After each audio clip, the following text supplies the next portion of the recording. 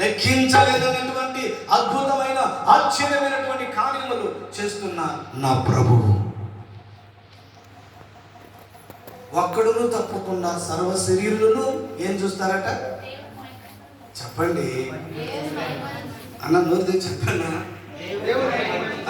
దేవుని మహిమను చూస్తారు ఒక్కడూ తప్పకుండా. ఈ రోజున ఈ మందిరంలోకి వచ్చిన ప్రతి ఒక్కరూ కూడా ఏం చూడాలి? ఇప్పుడు దేవుని మహిమను. దేవుని మహిమను ఎవరికి చూపిస్తాడు దేవుడు? వాక్యం ఏముంటుంది? సర్వ శరీరంలో చూస్తారు, ఒక్కడును తప్పకుండా చూస్తారు. మరి చూడాలంటే ఎలాంటి క్వాలిటీస్ కలిగి ఉండాలి, ఎలాంటి విధానం కలిగి ఉండాలి? దేవుని మహిమ బీడీలు తాగమని కూడా కనబడుతుందా?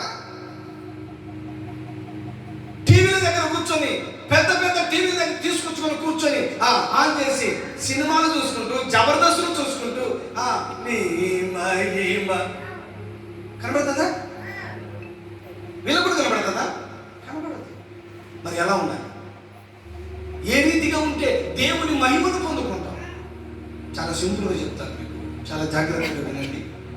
నా ప్రియమైనటువంటి దేవుని బిడ్డలారా, ఈ మహిమను చూడాలంటే, ఈ ప్రభావమును పొందుకోవాలంటే, సర్వ శరీరంలో తప్పకుండా ఆయన మహిమను చూడాలంటే 4వ వాక్యంలో చాలా చక్కని మాటలు ఆయన తెలియజెబుతూ వచ్చారు.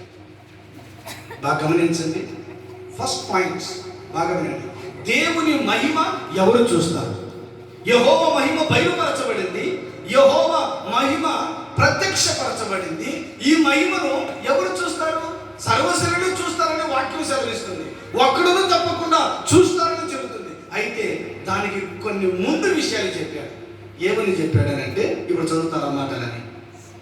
4వ వాక్యం, యెషయా గ్రంథం 40వ అధ్యాయంలో 4వ వాక్యం.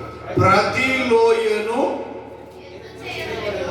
ఆమె, ఇలా చూడండి, ఒక నిమిషం అందరూ చేతుల పైకి ఒకసారి హల్లెలూయా చెప్పండి. హల్లెలూయా. బాగా వినండి ఈ మాటలు. ప్రతి లోయను ఏం చేయాలట? ఎత్తు చేయాలి. ప్రతి లోయను ఎత్తు చేయాలి అంటే, నా మాట వినండి, నా వైపు చూడండి.